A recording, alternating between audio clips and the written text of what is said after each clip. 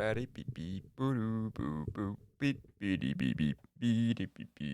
interrupted your basketball programming. I hope you're happy. Hijack the system. It's me, Dominick from Independent Incidentals. Welcome back, everybody. Welcome back. Live now! Exclamation mark. No more basketball. We're here in the studio and we're doing a freaking show. Isn't this exciting? I just need to quickly test the audio. Let me replay. Let me replay what just happened. Everything is tangled up. Nothing is ready. I need to get ready. It's so cold out here, ladies and germs. Like, honestly, I didn't expect it to get that cold. It was gloomy all day. I literally, like, I don't know what was happening. I think it was, like, some sort of, like, passerby illness that just came my way for, like, a moment. Because it was literally, like, I didn't have any energy at all. It was so weird. Anyway, let me just quickly test this audio in the studio. Welcome back to Independent Incidentals. Oh, there's a new soundboard. It's really good. That's 2 minutes. That horn honking is 2 minutes. It's 2 minutes and 5 seconds. That's a really good one. Sorry, Jim. You failed. You are such an idiot. My God. And then there's one that's especially for me, the fill-in. It's fine. That one's pretty good. I'm probably gonna be using that a lot. And that one, and that one. So this right side on the soundboard right here is my beauty, and of course I got my sensor back. Oh, was that fun, audience? Did you like that? Did you like that? What are we talking about today? I thought we would kind of stop for a bit because I realized that a lot of the stuff I'm getting overworked specifically. You might be thinking, hey, this guy is getting overworked playing video games. Oh, reviewing video games is such a hard job. Yeah. No, I'm not saying that. The video game part is the easiest part. The hard part is trying to find the actual sources and trying to find interviews and all that kind of stuff that specifically are able to back me up on the things that I probably already knew, like subconsciously, but it still need verification from, the developers or whatever, right? It's just nice to have. It's a nice thing to have. But in this context, I'm going in raw. So what we're going to be doing is we're going to be doing a bit of for the old heads in the audience. We're going to be doing what's called a Missing Miscellaneous episode. This is going to be part 3 of Missing Miscellaneous. Yes. Oh yes. Oh, that's so powerful. That is so powerful. Missing Miscellaneous is basically the sub show within a show that basically describes things I wasn't able to get through in time, or just basically things that couldn't make the cut for a fuller episode, right? So, I have around an hour to talk about an episode, usually around 50 minutes, right? And most of the time, I'm able to have enough material, but in this case, we have a bunch of smaller niche topics that are just kind of like scattered around. So, we'll be talking about those specifically. I talk about it like niche as in niche. We're going to be talking about Ubisoft, but more so in the context of how they keep flopping. But especially because of the newest IP that they finally resurrected again, which was very exciting to me, because this IP specifically has a very near and dear thing in my heart. It's just right there beating at the core of my 4-year-old heart. And let me explain real quick. So this starts with my dad, actually. I bet you didn't expect that. My dad was a decent. He's a very avid gamer back when he was around, in his late 20s, right? A lot of the hardware at the time was very kind of slow, and not really sought out yet. And he wasn't really like a console gamer. He didn't play like Nintendo or perhaps Sega Genesis or any of those kind of things. He was like more in the weeds of actual computer games. He was very into DOS games. We've covered DOS games in my roguelike, the intro to Rogue episode. So if you want to check more about that, then that's the episode for you. But we're just going to go over the sort of overview of how that works. Basically, back in the day, there's DOSBox and all those kind of things that allowed you. Well, DOSBox now allows you to play these old DOS games, which are basically just hard-coded games on the computer that are very rudimentary graphics, but also are the genesis of a lot of games. I mean, you have Doom, you have Civilization, you have Sims, you have Sim City, those kind of games, right? All these kind of games originated from that original DOS era back in the 80s and 90s, which then eventually evolved into actual, like, online games and full franchises and stuff like that. And one of those games was a game called Heroes in Might and Magic 2. I don't know the full title. Don't at me. Basically, the whole idea was that... I can actually see I'm recording still. I came into the studio so late. I hate... Yeah, okay, we're good. How are we looking? I can actually see I'm recording still. Hi, I came into the studio so late. He's so adorable. Look at him. He's just in his little box, and he's so loud. He's screaming, "Get me out of here!" Anyway, Heroes of Might and Magic 2, which is a game. It's a strategy game, which we'll explain a little bit more in depth later. But the main premise of this was that when my dad, left college and was still kind of living off the land, as it were, bouncing from the job that he worked at. I'm not gonna leak. I'm not gonna leak. That's for the episode that has my dad in it, which I was actually kind of talking to him about like a couple months ago, which would be pretty fun and interesting. But yeah, no, my dad specifically was really into DOS games, and also was his roommate at the time. His roommate had a lot of DOS games, like a lot of this little disc and plug in and play on the Windows 95 or whatever computer operating system they had back then. Windows XP didn't come out until like 10 years later. And like, World of Warcraft, for example, and more niche ones like, see,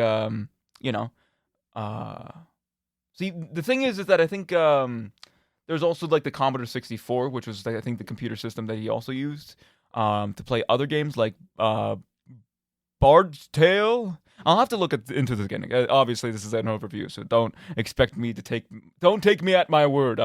This is not fully fleshed out as of yet. So, the whole idea was basically that one of the games that he had also, amidst the original World of Warcraft and Master of Orion, which was more of like a sci-fi Civs game.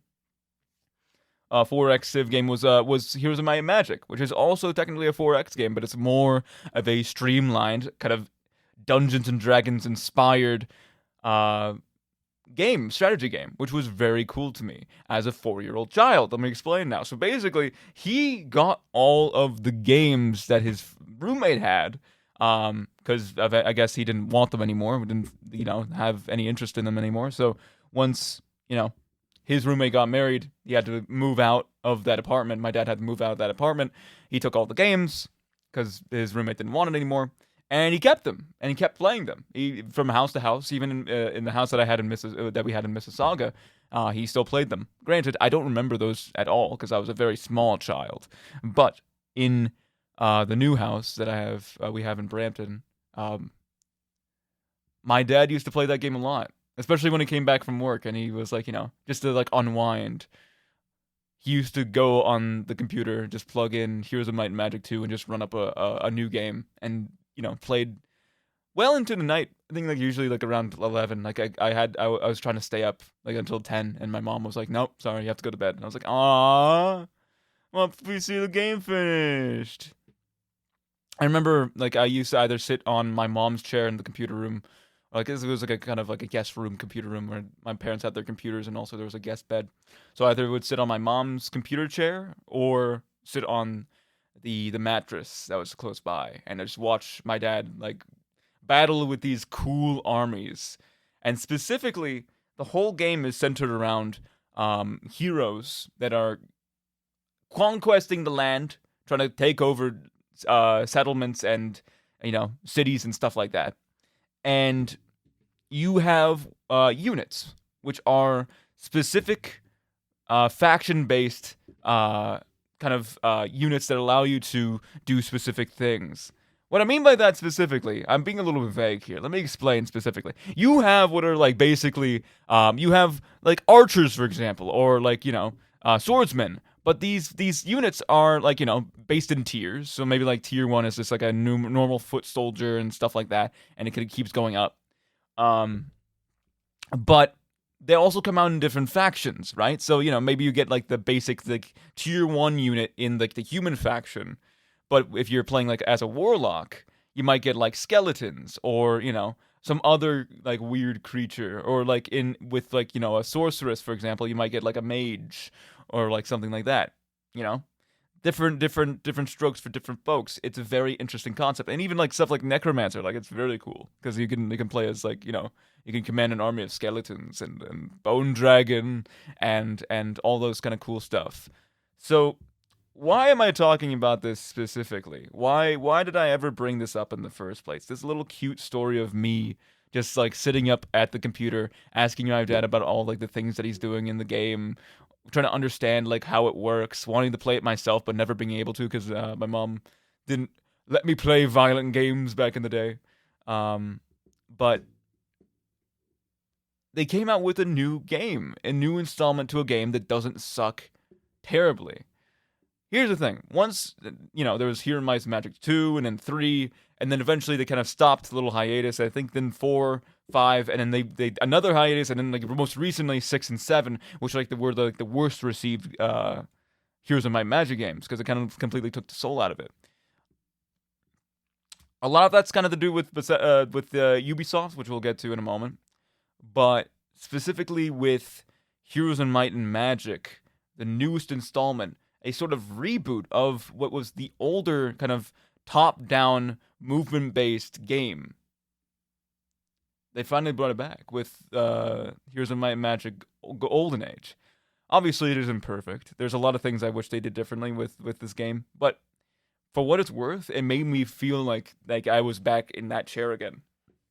I was looking back at my dad playing the game and finally being able to play it myself. Because obviously there are ports. There are ports of these older games in like services like GOG and other things like that allow you to play these older games. Even like stuff like DOSBox and stuff like that allow you to like, even though they're built for older hardware, you can adapt to the newer hardware. Problem is again, Bethesda and the publishers don't really spend that much money or time with their older IPs because, no one's really going to play them, or they're not going to make a lot of bank. So, as a whole, they don't really look at those. So they focus on bigger projects, things that'll get them more revenue. As long as they can keep their hands free and focus on bigger projects, they don't really care about those smaller IPs. So those games are going to be more buggy. They're going to be like lower quality, and they're not going to have all the features because all the maybe extensions or add-ons that came with the original game aren't going to be there with the newer game, which sucks. But at least it's still being preserved. Again, we can go back to Flash for that lesson. At least these games are still being still purchasable, still like available to people to play, and not lost to time. But with this new game specifically, I find that it actually is able to hold a lot of the sort of embers that was left by Heroes of Might and Magic 2 and 3. A lot of that sort of flavor that I was kind of missing all these years suddenly flooded back to me.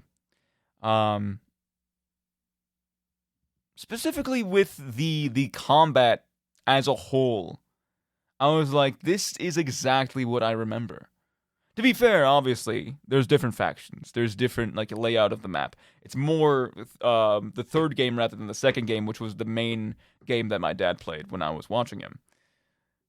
And the main game that he kind of liked anyway. He didn't really find that the newer installments were any better than classic Heroes of Might and Magic 2.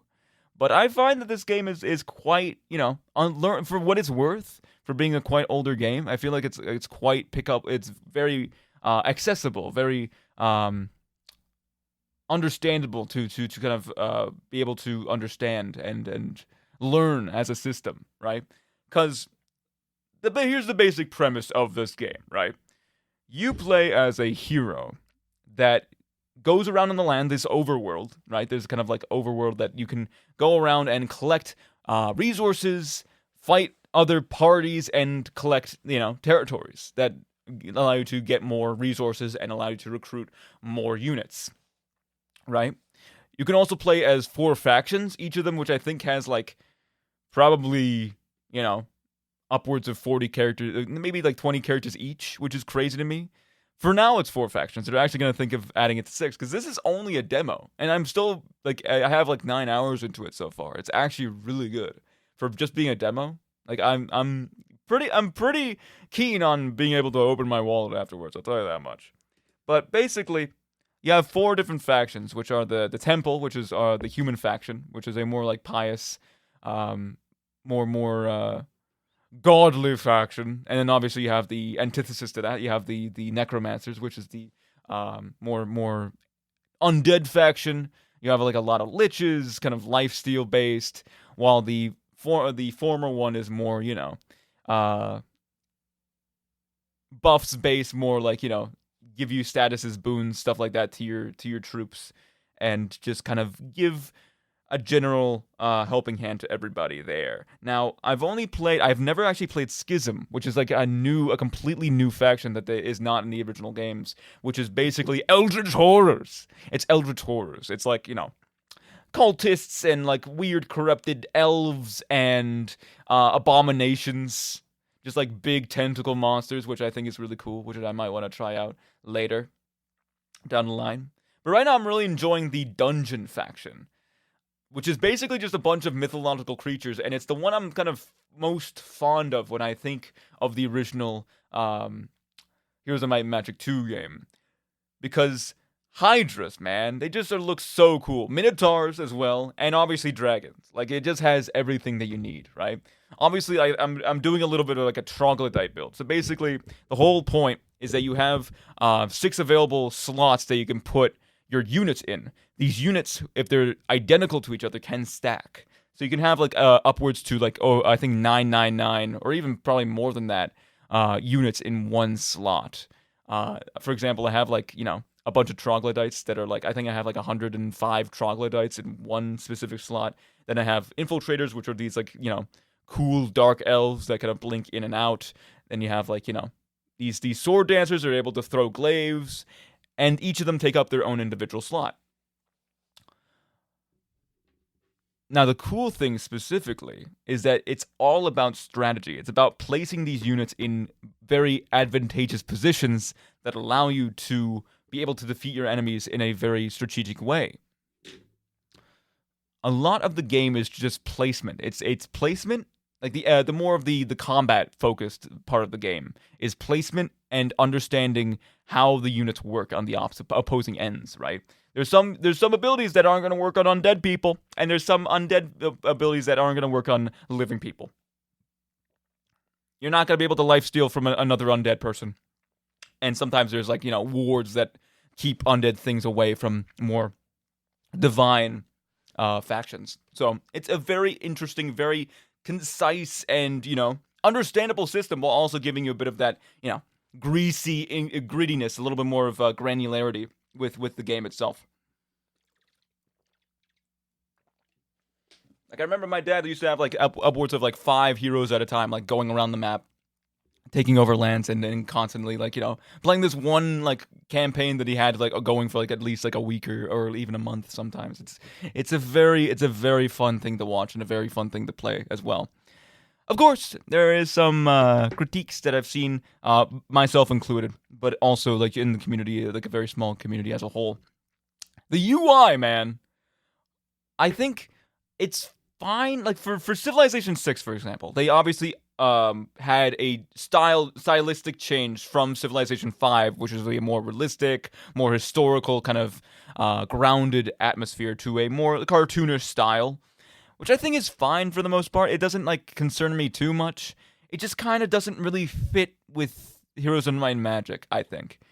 I didn't mind it too much, but when I look at it again, I'm like, it does look like a freaking mobile game, man. It doesn't like have the same sort of like grand vibe. Like it with Civilization 6, it kind of has that more goofy vibe anyway, because like you have inside jokes like Nuclear Gandhi and like stuff like that, right? The whole idea of like, you know, different leaders time traveling and fighting each other in the real world is kind of a goofy concept as a whole. So you're obviously gonna have that sort of silly idea. But as a whole, I think the game kind of doesn't really take itself seriously as much, which is kind of sad in my opinion. I think they should kind of. I don't think they should really. I don't think it really makes sense to change it. Just maybe like change the UI to make it like look more regal or like a little bit more like uptight. Because I feel like if I just look at a screen and it has like blue boring like hexagon buttons that kind of look like a loading page for like a flash game in the late 2000s that looks like it's for the Avengers. It's not going to be like. I'm not gonna really feel like I'm in a fantasy setting. Like it doesn't feel Tolkien, it doesn't feel Dungeons and Dragons to me that much, right? It has to have that sort of like leather and parchment sort of vibe rather than the high-strung technical vibe of a civilization game. It doesn't fit, brother. It doesn't fit, in my opinion. And also I feel like other than that, most of it just feels right to me. Some people have like a bit of gripes with how they're kind of managing the factions and stuff like that. Obviously, I've never touched Heroes of Might and Magic 3 before, and I've only watched my dad play Heroes of Might and Magic 2. But at the same time, I feel like there's still a lot of fun to be had with this game. I feel like this game has a lot of fun ideas with it, and I hope it goes well. Because you know who's publishing it? Ubisoft. Ubisoft, hey buddy, man, it's okay.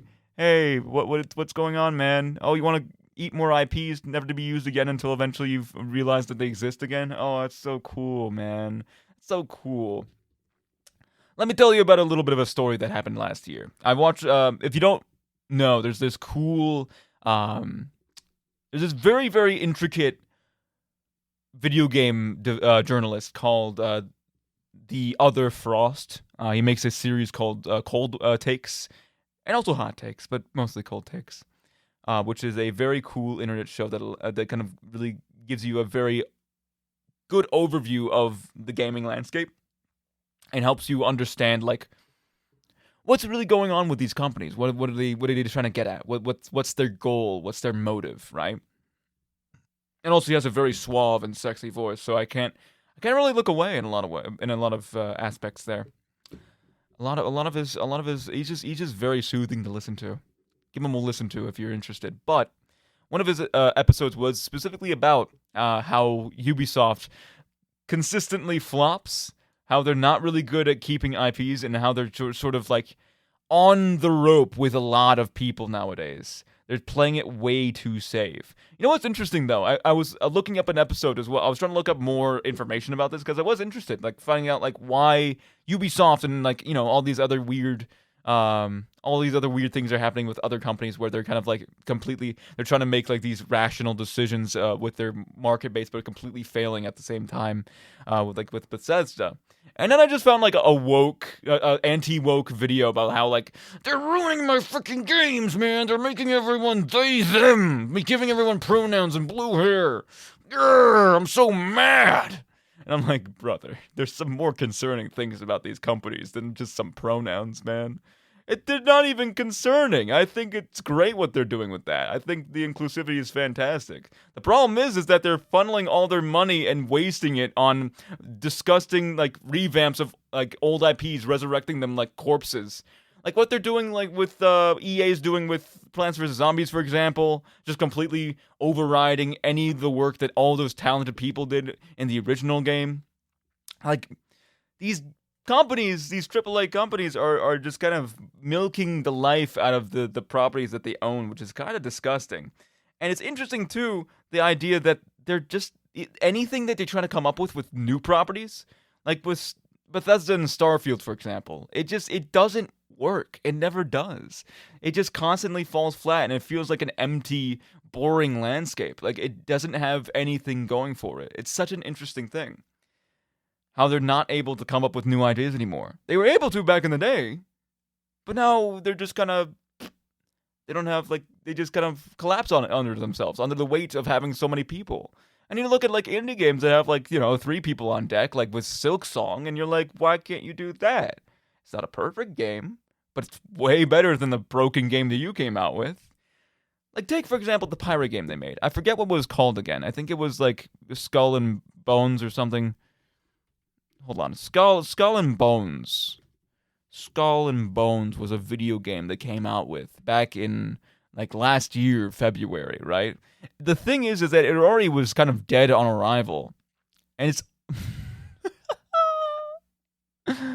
Dude, no. I just realized this. I'm looking at the Steam page right now. It's literally on sale for $8, man. The original retail price is $40, and I'm imagining it was probably already at like that much money at a release. I mean, you have to look at the premium collector's edition as well. It's like 50% off right now. Still, it's so funny to me. It's so funny, the idea that a game that was so highly anticipated was literally funded by some government. I'm pretty sure it was the what was it? It's the Philippines government. Yeah, I'm pretty sure it was funded by the Philippines government, and it just flops miserably.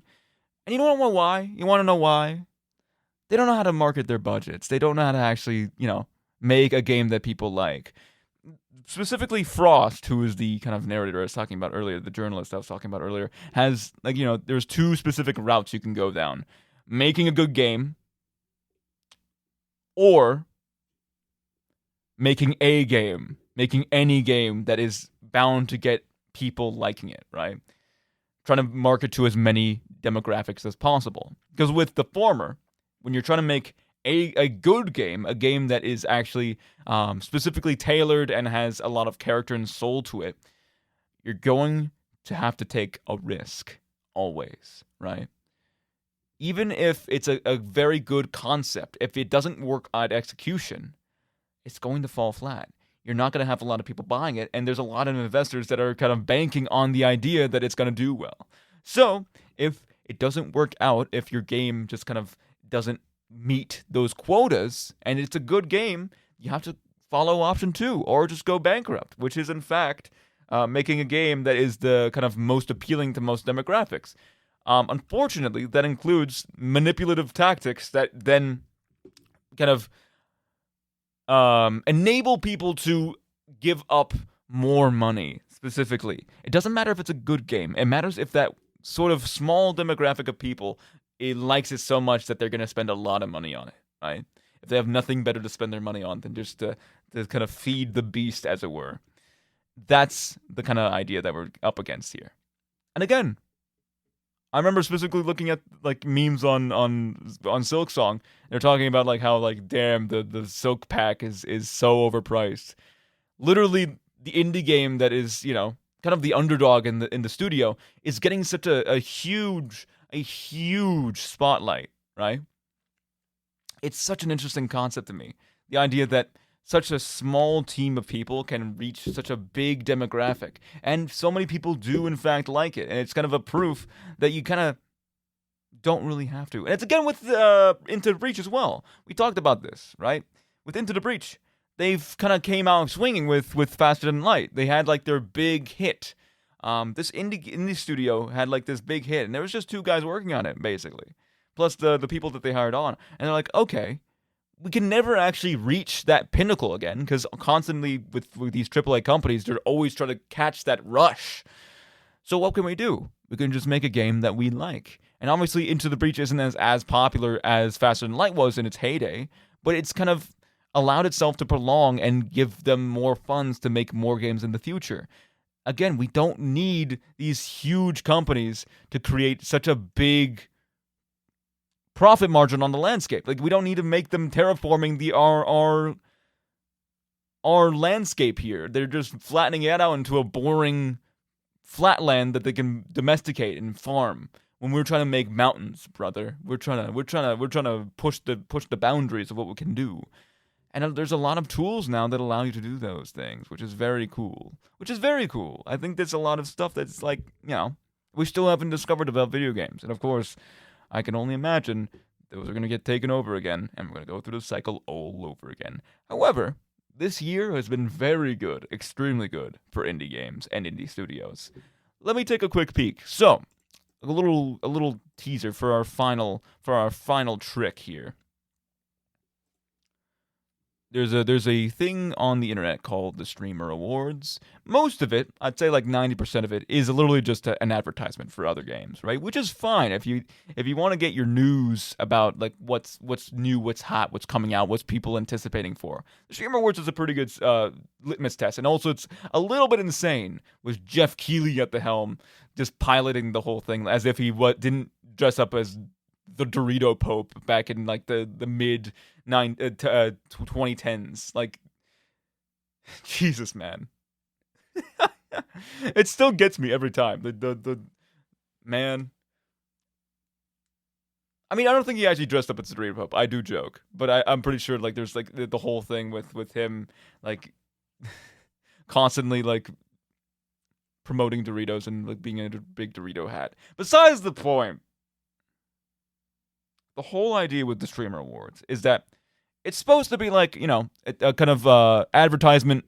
See what's hot, what's new, what's coming out, what should get you. What are you getting excited for next year? And also, specifically, a sort of handing out of awards is basically like the Oscars, but for video games, right? It took a while for it to actually come out and become popular, but eventually it did. And a lot of the categories, surprise, surprise, are in fact about video games and about. I'm stupid as hell. Hold on, I'm so sleep deprived, guys. It's crazy to me. Oh man, I gotta mark that real quick, and then we can go on. So basically, the whole idea is that yes, there are video games. There are video games. The Game Awards does in fact have video games. Okay. But in this case, there's a lot of indie games. That's what I meant to say. Thank you. Right?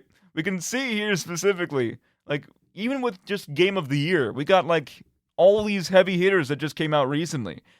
The Expedition 33, for example. Hades 2, which I talked with Elise, which should be coming out very soon. The episode on Spotify and all other platforms. We have Hollow Knight Silksong, which literally deserved 2 episodes. Because it was that good. And Kingdom Come Deliverance, like all these sort of double A or single A,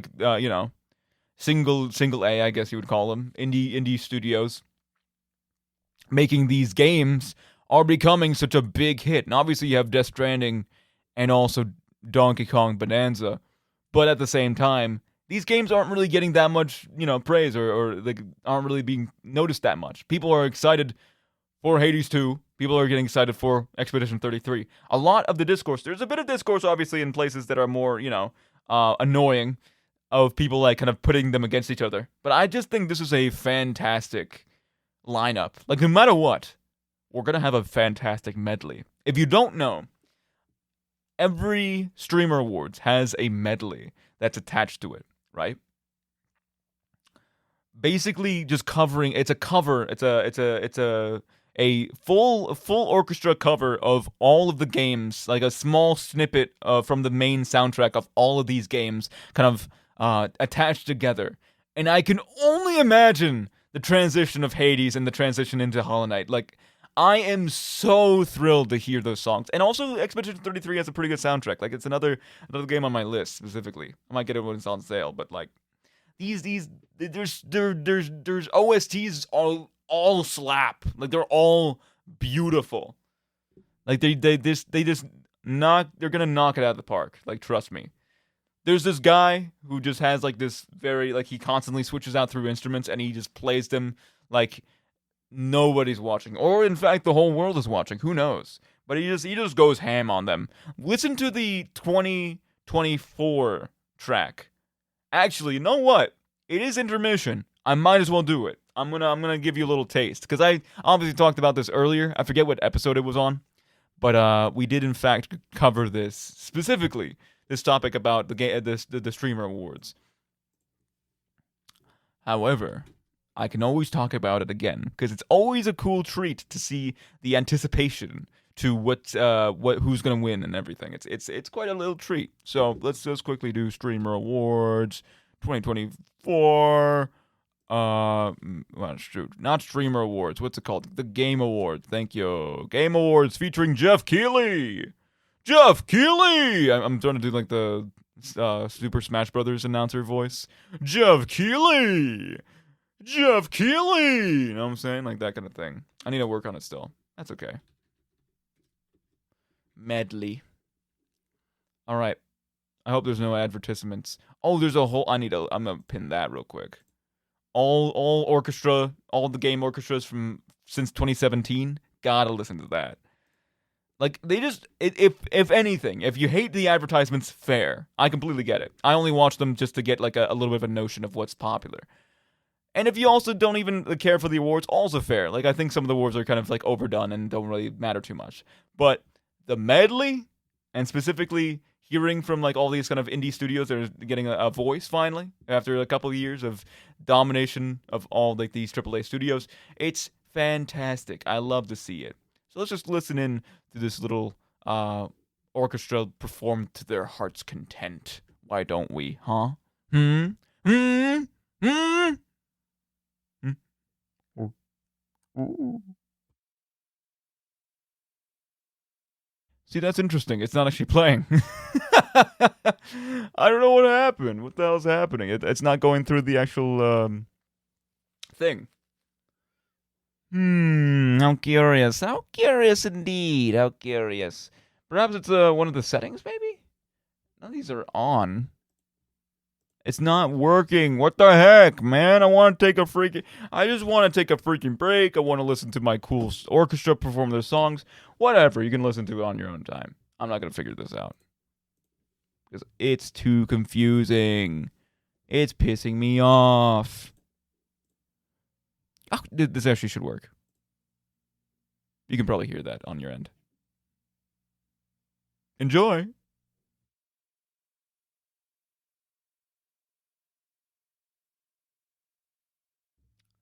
Well, that was inspiring, and I heard none of it. That was, in fact, the Game Awards Orchestra performing the medley of 2024's top games of the year at the 2024 Game Awards.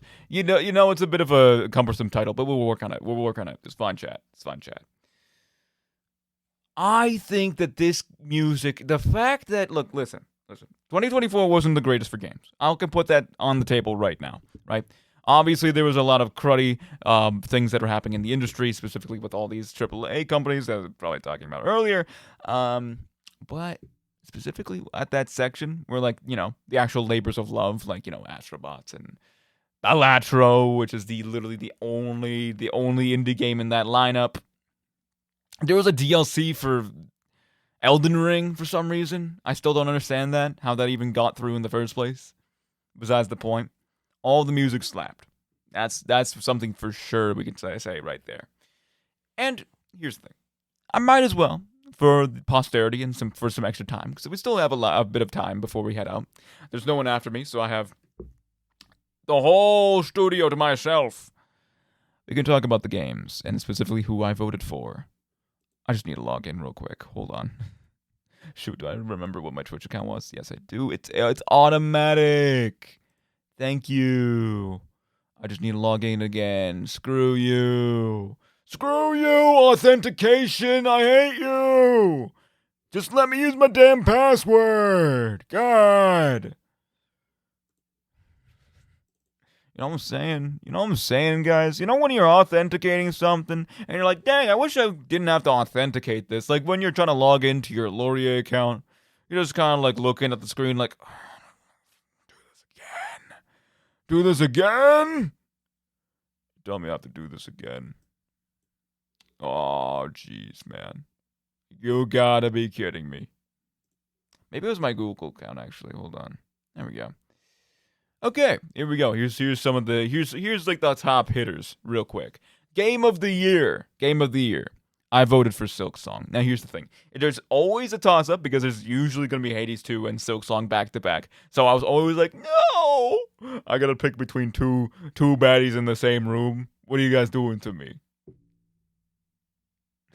You know what I'm saying, man? The two baddies in the room. you got Millennium and you got Hornet in the same room. I'm like, I can't choose. But in this case, I feel like so A is the smaller team, right? So I just think they kind of earn it on that merit. But also, I feel like it was such a labor of love in a lot of ways. Hades 2 obviously, it's a good game. It's a very good game. It's an extremely good game. I think this game completely surpassed and it completely developed on itself. But also, I just think that Silksong never really had a chance in a lot of areas, especially back when it was like in its infancy with the original game, Hollow Knight, which some people still believe is a better game, which I still kind of agree on some aspects of it. But it never had a chance, right? It never specifically had a chance to let itself shine. And obviously, there's some other baddies in the room as well. I mean, Death Stranding, Expedition 33, Kingdom Come, the Monkey Game. I mean, hey, like all these games are heavy hitters. But like, I feel like in its entirety, Silksong has a very, very fun and explorative vibe to it. And I never really had that many problems exploring the world, so it was a very fun game for me.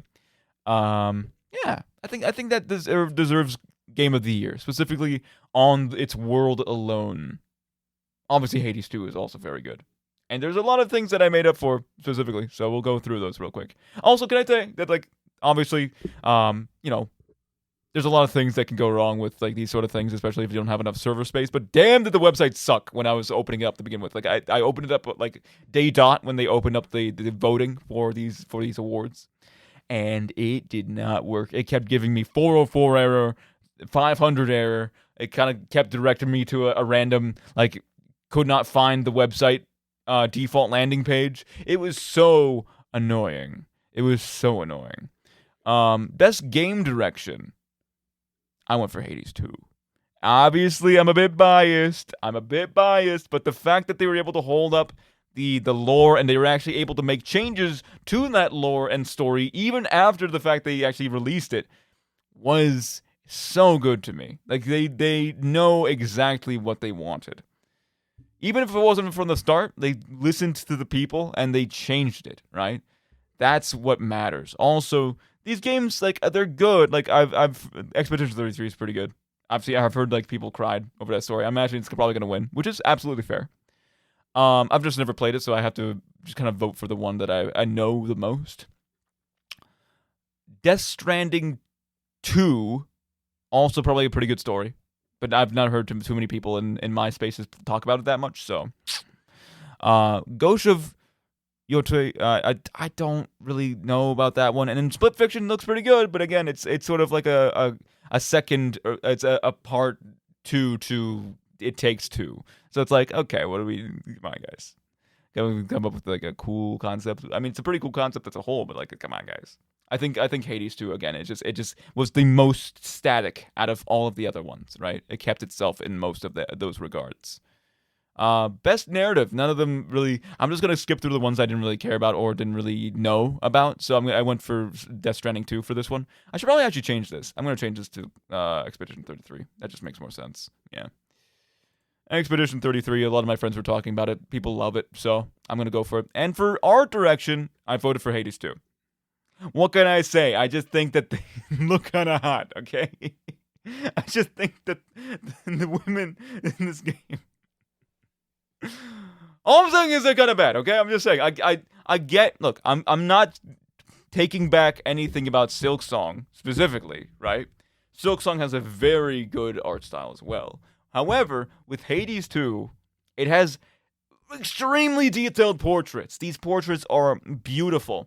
The specific landscapes are so fleshed out now, and the art style is still really good. Like, I feel like a lot of the character designs, even for the enemies and stuff like that, like are very detail-oriented, and they have a very kind of fine scope, but a very detailed scope as well in that regard.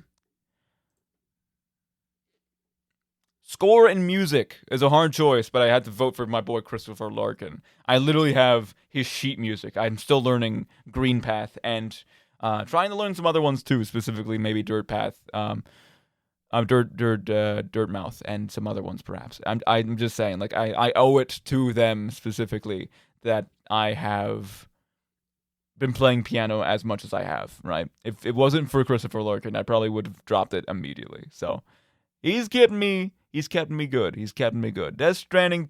Why did I keep voting for Death Stranding? I think I was just kind of fed up with the website because it kept like rejecting my vote. So now I can actually go back and vote for the correct one, which is in fact Expedition 33. Next, performance. With performance, it was interesting because they actually listed a bunch of actors who played in these games. Of course, I went with Expedition 33 actor Charlie Cox because I think I've heard him in other games too. I think Charlie Cox was also in Hades too, so it kind of worked out in the end. Let me just check that real quick. Fact check that. He was also in a lot of TV shows actually. He's more of an actual actor. I'm losing my mind. I'm actually losing my mind. Chat, I'm actually losing my mind slowly but surely. Next one is innovation and exclusivity. I just vote for Doom because why not? Games for Impact. A lot of these ones I didn't really know that much except for Wanderstop. Again, I've never played it, but I remember the person who made Beginner's Guide and the Stanley Parable made this one, or at least directed it. So it looked pretty cool. It looked like a pretty fun, very, very enticing game that actually like felt like not a meta game. Again, which is something that we possibly will talk about next time. We'll once we get through these, we'll then talk about that again. I love the story of No Man's Sky, specifically with its developer, how it fell from grace and then was able to rise back up. Right? I love that full story, that full arc of him, kind of not being able to give in promises, and then eventually being able to build back trucks with the community, which is like the perfect way to do it, Best community support, I had to go for Baldur's Gate. Come on, what are we doing here? It did win, I think, in 2023, which was really cool, so I had to vote for that. Best independent game. I'm actually going to change this from Silksong to Blueprints, and the reason why is I feel like these Hades 2 and obviously Silksong are like the baddies in the room, right? I'm just saying, like they both have exactly what I'm looking for, and also are indie games, which is the reason why they're here, along with Expedition 33 and Ball X Pit and some other ones too, which is pretty cool, right?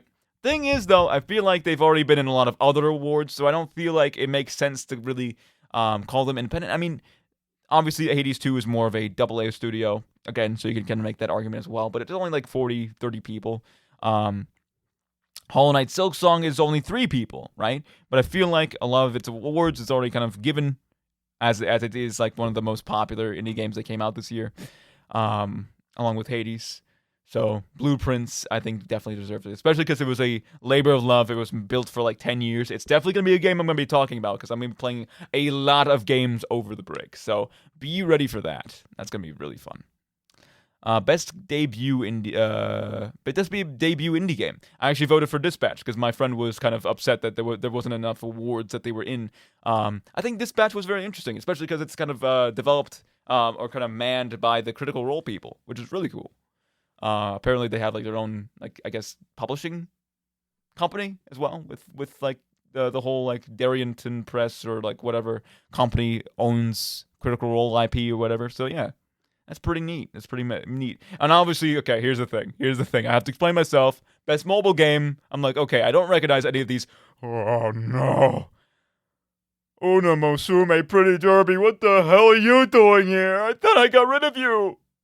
And I obviously voted for it, because obviously, if it didn't bring me any joy, in fact, it gave me a lot of anguish and despair for the current gaming landscape. I gave a lot of these streamers a lot of material to work with, and it's probably some of the most banter I've seen on Twitch for a while. So I think it was kind of my obligation to vote for it, even though it was just literally it's just anime girls. It's just literally anime girls, man, that have their horse powers, man. It's not anything crazy.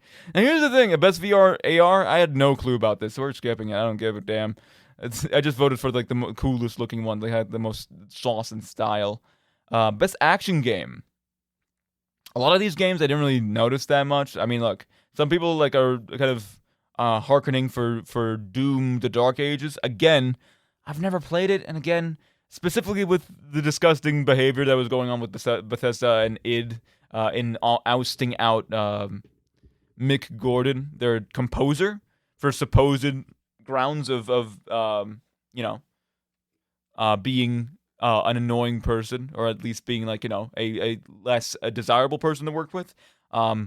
Mick Gordon completely threw it back at them and just quit. So it's like, what are we doing here, guys? What are we doing here? Right? I didn't really feel like it was necessary to vote for them in this category. So I went for Hades again. We went for Hades. We went for Hades, people. Best action adventure. Obviously, I went for Silk Song. It's just gonna be like, oh yeah, I went for Silk Song. I went for Silk Song. I went for Silk Song. By the way, did you see Silk Song? And we got into Silk Song. Silk Song. I went for Silk Song. See me frothing at the mouth at the Game Awards. Silk Song sweep. Hades sweep. I love the indie game sweep, man. It's gonna be so sick. Best RPG. Obviously, I went for Clear Obscure. I never really heard anything about Outer Worlds either. Like, a lot of these games that came out recently, like, they're not really being received as well as, expected. Best fighting game. A lot of these games didn't really, like, catch my eye, so I just went for the Riot one. Whatever, next. Best family game. I'm actually going to change this to, I think Split Fiction's fine. Because I was going to vote for Lego Party because it's, like, an actual, like, it looks like a good Mario Party kind of styled game. A lot of it seems like a more streamlined, a lot more like fun. The mini games look way better than Mario Party ever could dream of. But in the context of Split Fiction, I think it's a pretty good pick, especially if it gives those kind of AA companies a little bit more love. Man, I have no clue about sim strategy games. There was Civilization 7, which is like being moderately received. No one's really talking about it. So I was like, there's no real point. There's no real point in talking about that specifically. So I was like, okay, I'm just gonna pick the altars and be on my way. I think I heard someone talk about it. I don't know who, but I'm pretty sure someone talked about it. Best sports racing game. I went for Rematch, which is the same developers who made, I think Sifu? Yeah, Sifu, which is the fighting game. When am I not? Anyway. Yeah, I went for Rematch, specifically on the premise that they made Sifu, and I was meaning to play that game for a while now, so I was like, okay, might as well vote for them for the time being, to hold my reserve on them. It's kind of like an investment that I would say, like, I voted for them afterwards. Now, this is interesting. Best multiplayer game. Kai and I have actually been playing Peak a lot recently. So that's obviously why I voted for it. It's a very fun game. It's very cooperative. It has a lot of sort of like these very goofy elements. Obviously, it has that, what was popularized by Lethal Company, the proximity chat that allows you to hear people within like an actual like virtual space, actually hear like audio based on like how echoey the room is, how many walls are in by, like how muffled like the air is and stuff like that. It's actually very fun. It's very what do you call it? Peak. It's so peak. The peak, man. Got it. Oh, it's so cool. Here's the thing. Best adaptation, guys. Come on. Where's Sonic the Hedgehog 3? Where'd they put my boy Sonic the Hedgehog 3? Where'd you put him? Where did he go? I don't see him. I don't see him anywhere. I don't see him. I just don't see him. Where did he go? Where'd he go? I'm actually voting for Until Dawn because my friend's been playing that game recently. So we'll do that. Most anticipated game. I didn't even know Marvel's Wolverine was even being released, so it can't be that anticipated. Obviously, Grand Theft Auto 6 seems pretty anticipated. Resident Evil Requiem, and First Light. I have no clue. I literally had no clue, so I just went for The Witcher 4 because I've been reading Witcher recently, like for the past year. It's been really fun, and I think that hopefully CD Projekt Red will learn from their mistakes with releasing Cyberpunk on a very bad note. They obviously fixed it in patch, but you kind of have to give yourself enough on release. Like you have to optimize your games, man. Like I don't know what to tell you. I just don't know what to tell you. These companies, man, these big AAA companies are just constantly putting out like a very mediocre product when they had so many years to work on it, and then like for the next 6 months they're like, okay, crunch time. Everyone gets like 18 hours, no overtime. Come on, let's get it. Let's go. Yes. Let's go. Anyway, content creator of the. I want to do something real quick. What? Stares at camera. What's going on? Anyway, content creator of the year is a really interesting one because I'm like, who? I'm sorry, man. I'm just saying, who picked this, man? Yeah, obviously you got Kai Cenat, Moist Critical, VTuber, VTuber, and the Burnt Peanut. I'm just saying, and also Cadriel. I mean, look, I don't know most of these people. I don't watch most of these people. I don't watch any of them, to be fair. I just voted for Most Critical because he seemed like a decent guy to vote for. I don't know. And here's I voted for Dota 2. Who cares? Next. Don't care. Like these esports ones, I'm just like, okay, yeah, that's cool. That's really cool, man. That's really cool. And that's pretty much it. That's the whole Streamer Awards. I mean, not Streamer Awards. Damn it, Game Awards, featuring Jeff Keighley. The Jeff has come upon us, and we're going to have to save ourselves in order to win the day. I hope you guys have stocked up plenty, and I hope that you have your pitchforks ready, because we're going to war. I think. Anyway, I hope you guys enjoyed this. This miscellaneous episode has officially wrapped up. Vote for the Game Awards. Let's hope some cool games get picked. I think it'll be pretty fun, pretty neat to see who wins. And even if not, even if all the games, even if Hades never wins or Silksong never wins, I'm still happy they'll be in the medley. That's like the biggest reward. So, I love you all. I hope I'll see you next week. I won't see you next week, actually. I'm going to be taking a little bit of a hiatus, and then we'll do one more episode the week after. That is the plan. That is the conceptual plan, anyway. I don't know how it's going to fully work out. I still have probably one more episode to do. Hopefully, we're going to be able to talk about, Undertale and some other meta fourth wall breaking games that I've kind of collected and are interested in talking about. But that will be until next time. So that will be, in fact, until the next time. So I'll see you all in 2 weeks. Bye-bye.